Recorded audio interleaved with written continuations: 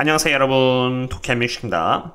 이번 주 금요일을 끝으로 해서 일자리 데이터가 전부 다 나왔고요. 채권 시장은 이러한 움직임을 보여주었는데요. 이번에 단기 국채금리보다 장기 국채금리인 10년, 20년, 그리고 30년 국채금리에서 매우 큰 폭으로 올랐다는 것을 이렇게 확인할 수 있었습니다. 투자람에 있어서 일자리와 같은 지표가 발표가 되었고, 채권 시장을 하나의 기준으로서 보는 이유는 항상 주식시장 대비해서 채권 시장이 더 똑똑하기에 주식시장의 움직임이 이성적인지 혹은 비이성적인지를 쉽게 볼 수 있기 때문입니다. 그런 의미에서 국채금리를 하나하나 체크해 보겠는데요. 2년 국채금리는 지금 이렇게 4.95%로 여기 SVB 뱅크런 사태가 터지기 직전 5%의 국채금리의 수준까지 도달했음을 볼 수 있습니다. 그럼 이번에는 10년 국채금리의 차트도 보겠는데요. 10년 국채금리 경우는 이렇게 컵앤핸들의 차트의 흐름에 따라서 국채금리가 폭등하면서 4.07%까지 도달해 주었습니다. 그리고 심지어 실리콘밸리 은행 사태가 터졌던 국채금리의 이러한 수준을 뛰어넘었다는 것도 볼 수 있죠. 10년 국채금리가 올라간다는 것이 실제로 주식시장에 어떤 의미인지 보기 위해서 QQQ를 겹쳐보겠는데요. 여기 검정색 차트가 바로 QQQ로 10년 국채금리가 오르면은 주가는 떨어지고 10년 국채금리가 하락하면은 주가는 상승하는 그런 상관관계를 이렇게 볼 수 있습니다. 그런데 참 말도 안 되는 상황이 SVB 사태 이후로 생겨나기 시작합니다. 잘 보시면은 이렇게 몇 년 전의 과거부터 꾸준히 이어왔던 상관관계가 SVB 뱅크런 이후로 벌어지면서 오히려 10년 국채금리가 이렇게 상승했음에도 불구하고 주가가 함께 올라간 현상을 보여주기 시작한 것입니다. 대략적으로 3개월에 걸쳐서 이러한 현상이 일어났는데, 이러한 기간이 바로 상승장이며 대세의 상승장까지 이어진다는 얘기가 나왔던 그런 시기입니다.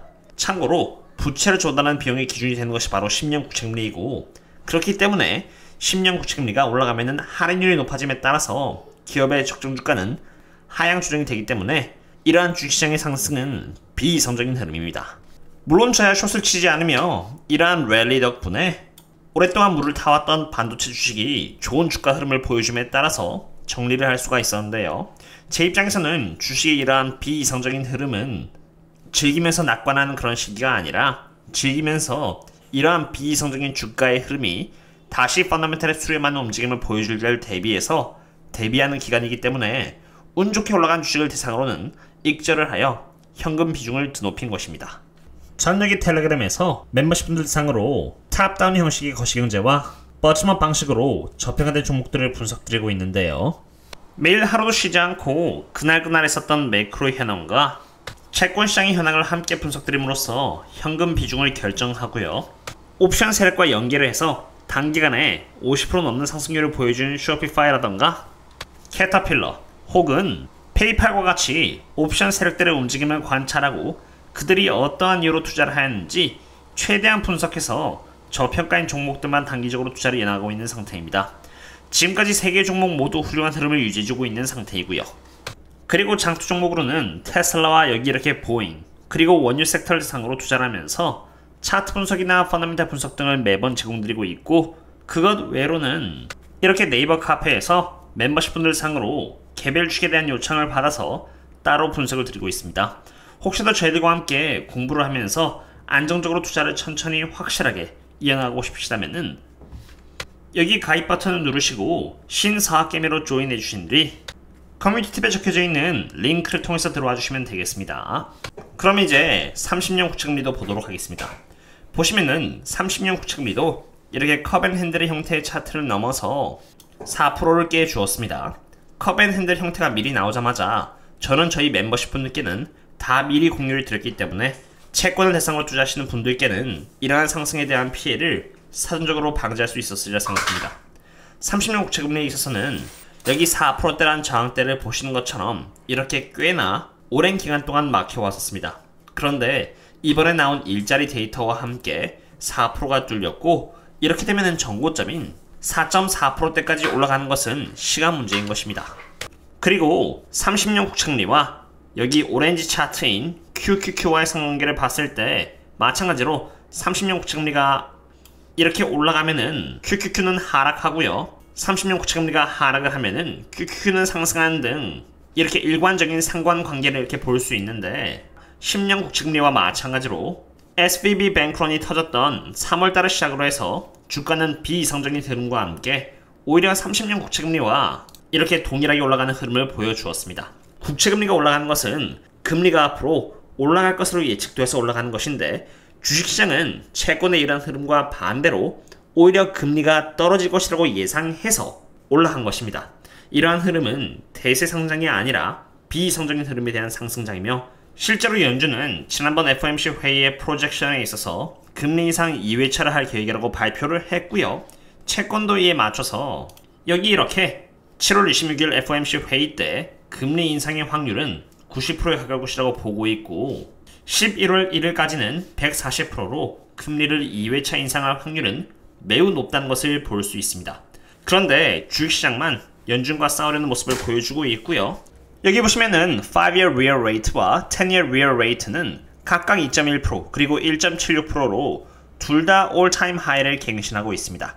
2022년 주가가 크게 하락한 이유가 연준이 금리를 올림에 따라서 이렇게 real rate가 높아짐에 따라서 주가가 하락한 것인데, 최근 5년과 10년 real rate는 굉장히 가파른 상승을 이어나가고 있고, 바로 이러한 펀더멘털 때문에 앞으로 언제가 될지는 모르겠지만 제가 꾸준히 지금의 주식시장은 오히려 대비를 해야 할 때라고 미리 경고를 해봤던 이유입니다. 이러한 환경 속에서 최근 주식시장은 이렇게 조금 꺾이긴 했지만 여전히 채권과 반대 모습을 보여주고 있는 상태로, 이 자체만으로도 얼마나 주식시장이 지금 펀더멘털에 반하는 모습을 보여주고 있는지를 볼 수 있습니다. 텔레그램 외로 매크로 관련 자료라던가 원유 섹터 등의 자료들을 꾸준히 매일매일 뉴스레터 형식으로 업데이트를 받고 싶으시다면은 여기 네이버 프리미엄 컨텐츠 또한 참고해 주시면 좋겠습니다. 그렇다면은 다른 나라들은 어떤지 한번 보고자 합니다. 우리나라인 코스피의 경우는 여기 보시는 것처럼 이러한 라이징 웨지 패턴을 형성하였었고요. 결국 차트의 흐름대로 이렇게 하락하는 결과를 맞이하였습니다. 보시면은 2550 근방에 이러한 지지선을 뚫고 내려와 주었고, 더 내려갈 가능성이 높다고 보고 있고요. 항생지수도 이렇게 하락을 이어나가면서 단기적으로는 18,067까지도 내려올 가능성이 있다고 보고요. 니케이는 여기 쌍고점을 찍고 이렇게 넥 라인에 위치한 상태로 여기서 추가로 더 내려와주면은 더 조정을 받을 수 있고요. 타이완의 경우는 미국 반도체와 연계되어 있기 때문에 중요한 시장이기도 한데, 지금 이렇게 떨어지고 있는 상태로 약하기 때문에 미국 반도체 관련 주식 또한 영향을 받을 수 있고요. 실제로 미국 반도체 ETF인 SMH는 헤드앤숄더를 그리고 있는 상태입니다. 미리 당부드립니다만 조심하라는 것이지 숏을 치라는 의미가 아닙니다. 호주의 경우는 리버설 다이먼드 패턴을 그리면서 하락 추세를 그리고 있고요. 독일의 경우는 중요한 지지선을 이미 뚫고 내려와주고 있고요. 영국 또한 마찬가지로 중요한 지지선을 뚫고 내려와주고 있는 상태입니다. 지금 전 세계적으로 약세를 보이고 있는 가운데 미국은 그래도 이렇게 약간이나마 버텨주고 있는 상태인데, 미국의 약세는 본격적으로 여기 빅스가 상승해줌에 따라서 볼 수 있을 것이라고 봅니다. 그리고 미국 이외의 나라의 국채금리 또한 날아가고 있는 상태로, 독일 2년 국채금리는 날아가고 있는 상태로 지금 고점을 테스팅하고 있고요. 독일의 10년 국채금리는 시메트리컬 트라이앵글 패턴과 함께 올라와 주면서 고점에 다가와주고 있고, 영국의 2년 국채금리는 말할 것도 없고, 영국의 10년 국채금리는 고점을 지금 테스팅하고 있고, 영국의 30년 국채금리 또한 굉장히 높고요. 이탈리아 2년 국채금리도 굉장히 높고, 이탈리아 10년 국채금리 경우는 이렇게 테스팅하면서 뚫고 올라가려고 하고 있고, 호주 2년 국채금리는 그냥 올타임 하이를 갱신해 버렸고요. 호주 10년 국채금리 경우는 고점을 지금 테스트하려고 하고 있는 상태입니다. 그리고 그 와중에 유가는 이렇게 falling wedge 패턴대로 유가는 뚫고 올라와 주면서 인플레이션에 더 기름을 부을 예정입니다.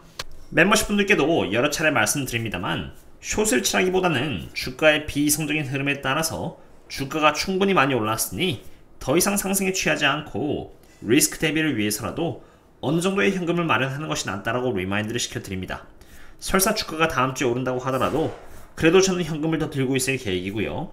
앞으로 S&P 500이든 나스닥이든 추가로 2-3% 더 먹기 위해서 베팅을 하기보다는 차라리 밸류에이션 및 거시경제에 따라서 조정받을 수 있는 확률이 더 높은 만큼 대비하는 것이 더 좋다고 생각이 되고요. 앞으로도 꾸준히 멤버십 분들과 질문에 대한 답변 및 소통을 이어나가면서 시장의 상황을 있는 그대로 공유드릴 수 있도록 하겠습니다. 오늘의 분석은 여기까지가 되도록 하겠고요. 그럼 다음에 또 다른 분석과 함께 샵도록 하겠습니다. 그럼 다음에 또 만나요. See you later.